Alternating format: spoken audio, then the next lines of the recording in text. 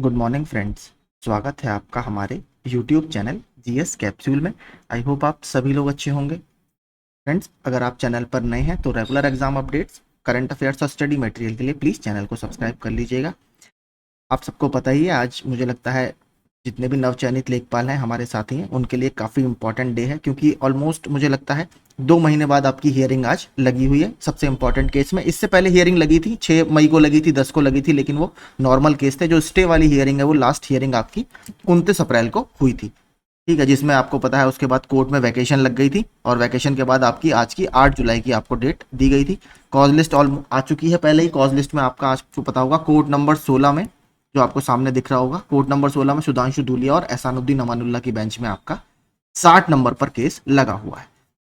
तो केस तो देखिए, जो हमारा आज हियरिंग वाला कोर्ट है उसमें सबसे लास्ट नंबर पर हमारा केस है, लेकिन अपना केस फायदा थोड़ा सा ये है कि डायरेक्शन मैटर्स में है। तो पहले आपके फ्रेश केस सुने जाते हैं, उसके बाद डायरेक्शन केसेस का नंबर आता है। ऑर्डर देखिए, मैं फिर बता देता हूँ, सबसे इंपॉर्टेंट ऑर्डर ही है करीब 10:20 या 10:25 पे, क्योंकि 10:30 बजे हियरिंग शुरू होती है। इससे 5 से 10 मिनट पहले कोर्ट ये अपडेट कर देता है कि किस कोर्ट रूम में किस क्रम में सुनवाई होगी। क्योंकि सबसे पहले तो देखिए, जितना मैंने अभी तक देखा है, सबसे पहले फ्रेश मैटर्स सुने जाते हैं, फिर फ्रेश पास ओवर्स अगर होते हैं, फिर आपके डायरेक्शन मैटर्स लग जाते हैं। तो फिलहाल अगर आप इसमें देखेंगे, शुरू में कुछ 16 में ट्रांसफर पिटीशन है, ठीक है, उसके बाद कुछ यहाँ पर आप देखेंगे बेल मैटर्स हैं, बेल के बाद फिर आपके फ्रेश मैटर्स लगे हुए हैं। यहाँ पर आप देखेंगे fresh for admission civil cases और ऑर्डर्स इन कंप्लीट मैटर्स, इनसे पहले ये है। तो यहाँ से आपके 18 नंबर से फ्रेश मैटर्स इसमें लगे हुए हैं। अपना जो नंबर है वो 60 है, तो फ्रेश केस भी इसमें काफ़ी है। अब सबसे पहला तो इंपॉर्टेंट यही है कि सुनवाई का देखिए, मैं तो यही चाहूँगा सुनवाई का नंबर आना इसमें बहुत ज़रूरी है। अगर एसजीआई सर की भी काफ़ी बात चल रही है अलग अलग प्लेटफॉर्म्स पे, लेकिन जब तक कोर्ट रूम में वो दिखाई नहीं देते तब तक उसका कोई मतलब है नहीं बात करने का। पहले भी इस तरह की कई चीज़ें हुई हैं।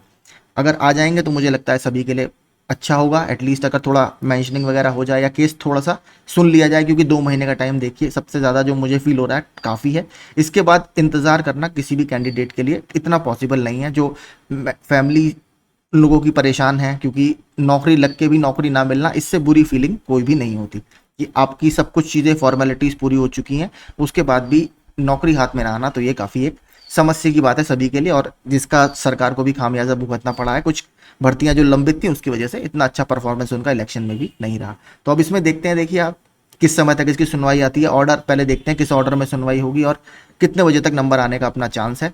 तो उस हिसाब से ही आगे की फिर बात की जाएगी। वो मैं अपने टेलीग्राम ग्रुप में डाल देता हूँ, जो भी ऑर्डर आता है वहां से आप इसको चेक कर सकते हैं कि किस किस नंबर की सुनवाई किस ऑर्डर में होगी।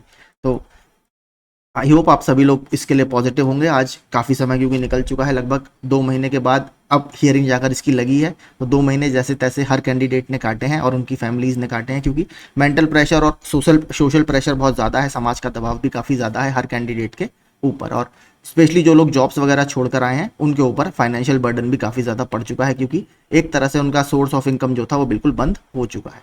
तो मैं तो यही चाहूँगा आज इस चीज़ से हमें मुक्ति मिले, तो सभी लोग अपने करियर में आगे बढ़ेंगे और होपफुली चीज़ें जैसी हम चाह रहे हैं वैसी होंगी। बाकी कोर्ट रूम में क्या होता है वो तो लाइव हियरिंग आप यहाँ पर देख ही सकते हैं। लिंक भी मैं अपने टेलीग्राम ग्रुप पे शेयर कर दूंगा, वेबएक्स का लिंक आता है, वहाँ से आप उसको देख सकते हैं। बाकी आप लोग जो सोचते हैं कमेंट बॉक्स में कमेंट कर सकते हैं। मेरी तरफ से आप सभी को आज की हियरिंग के लिए शुभकामनाएं। अब जो होगा वो वहीं पर देखा जाएगा। धन्यवाद।